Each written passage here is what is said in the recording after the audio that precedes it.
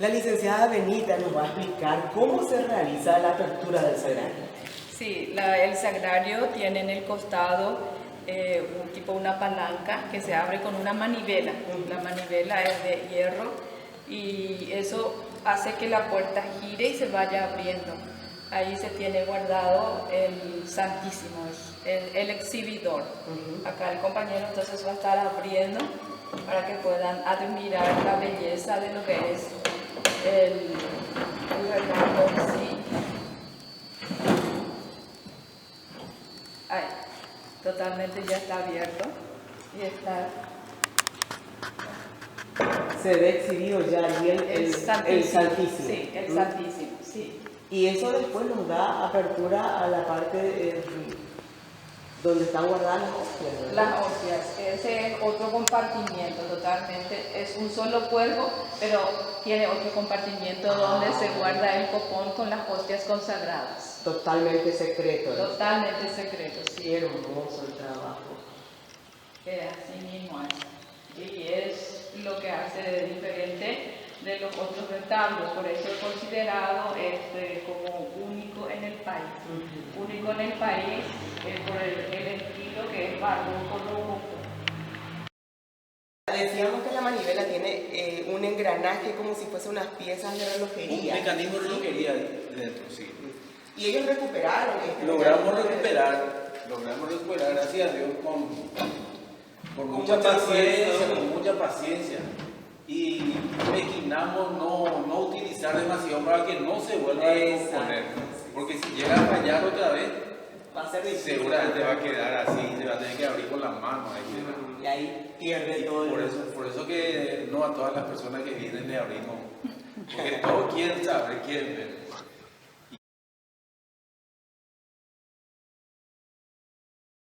Bueno, seguimos nosotros aquí en muy buena compañía, por supuesto, ya teniendo en cuenta la parroquia San José Esposo de la ciudad de Valenzuela, en compañía siempre de nuestra querida amiga Benita, quien la licenciada que estuvo coordinando juntamente con la gente del Ministerio de Obras Públicas y Comunicaciones y la Secretaría Nacional la Secretaría Nacional de Cultura, mejor dicho, este trabajo de restauración.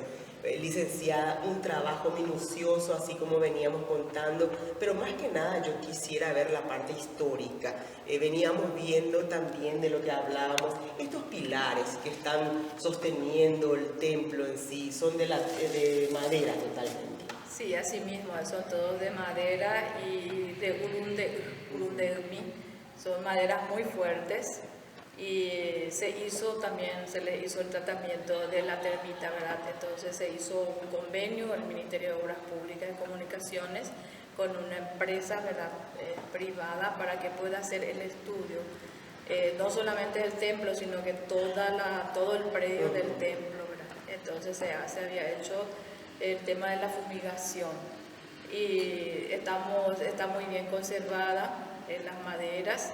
Asimismo también el retablo, gracias a Dios no tuvo ese problema de las termitas. Las maderas estaban muy sanas. Lo que se tuvo que hacer fue perdiendo la parte, diríamos, pictórica. Y eso es lo que se trabajó y las piezas fueron desmontadas totalmente. Se trabajó 4 años, pero se trabajó pieza por pieza, que fueron todas codificadas, y un trabajo excelente que hicieron los restauradores del Ministerio de Obras Públicas y Comunicaciones, y cabe destacar que son todos paraguayos. Eso es muy valioso también para nosotros. Y la arquitecta Miriam Mármol, que es la coordinadora de la Unidad de Patrimonio Histórico del Ministerio de Obras Públicas, ella es la que hacía venía cada semana para ver un poco cómo es el avance de la obra, y también algunas de la Secretaría Nacional de Cultura, porque esas son las 2 instituciones encargadas, ¿verdad?, del patrimonio histórico del país, porque este fue declarado como un patrimonio nacional en el año 2006. Bueno, tenemos que comentar a la audiencia de Radio Ñandutí de que El retablo es hermoso, ustedes lo van a ver en imágenes que estuvimos cosechando aquí tanto con Eduardo como con el doctor Ortiz, y evidentemente van a ver la belleza de este lugar y de todo cuanto se trabajó. Pero cada pieza tiene su historia, licenciada. Sí, realmente cada pieza tiene su historia.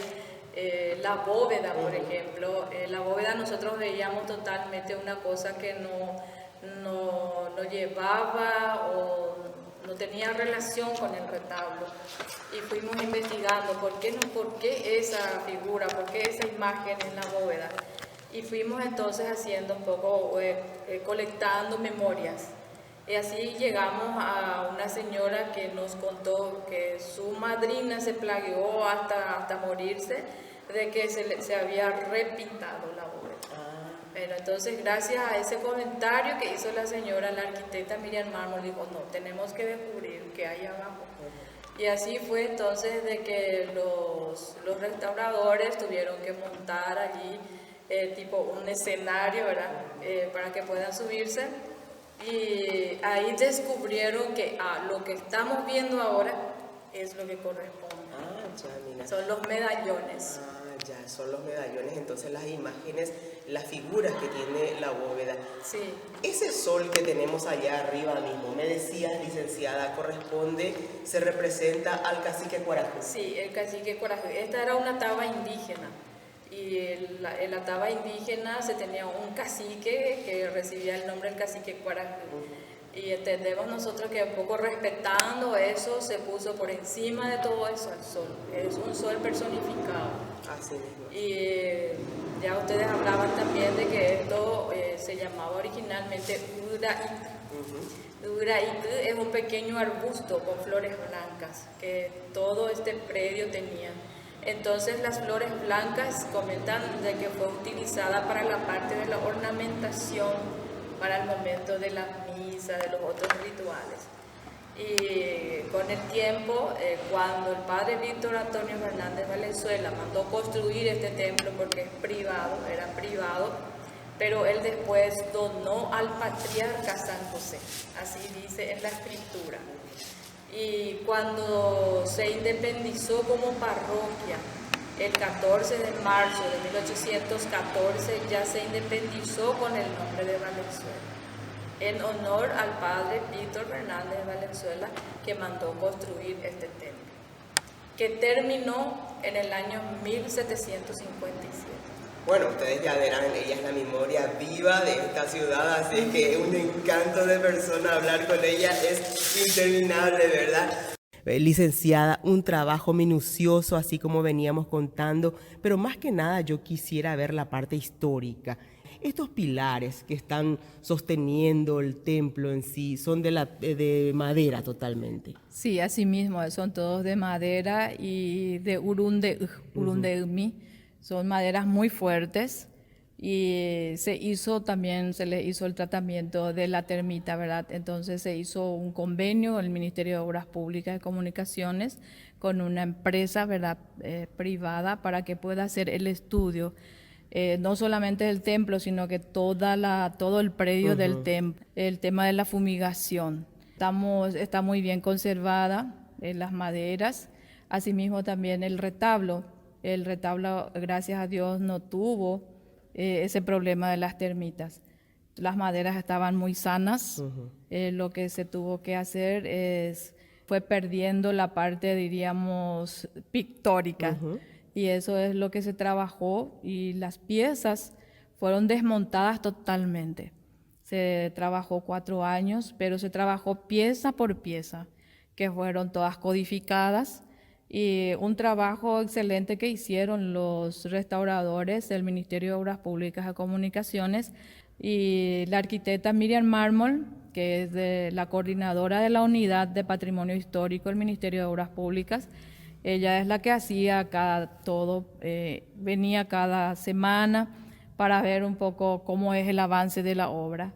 Y también algunas de la Secretaría Nacional de Cultura, porque esas son las 2 instituciones encargadas, ¿verdad?, del patrimonio histórico del país, porque esto fue declarado como un patrimonio nacional en el año 2006.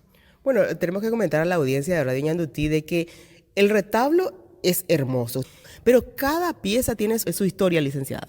La bóveda, por ejemplo, la bóveda nosotros veíamos totalmente una cosa que no tenía relación con el retablo.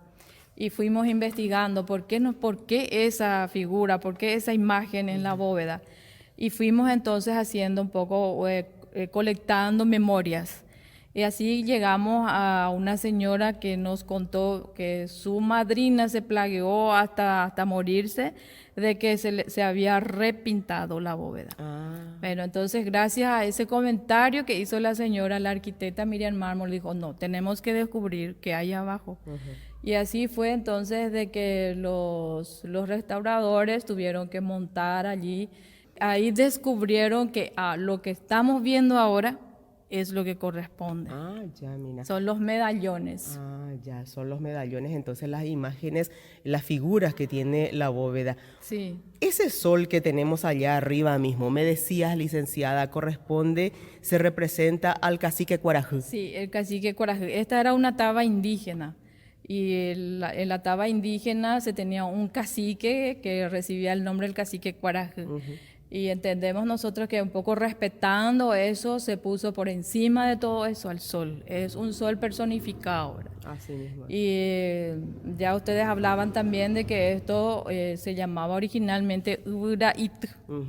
Uburaitú es un pequeño arbusto con flores blancas que todo este predio tenía.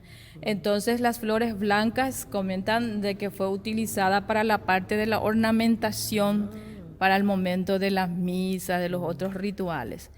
Y con el tiempo, cuando el padre Víctor Antonio Fernández Valenzuela mandó construir este templo porque es privado, era privado, pero él después donó al patriarca San José, así dice en la escritura.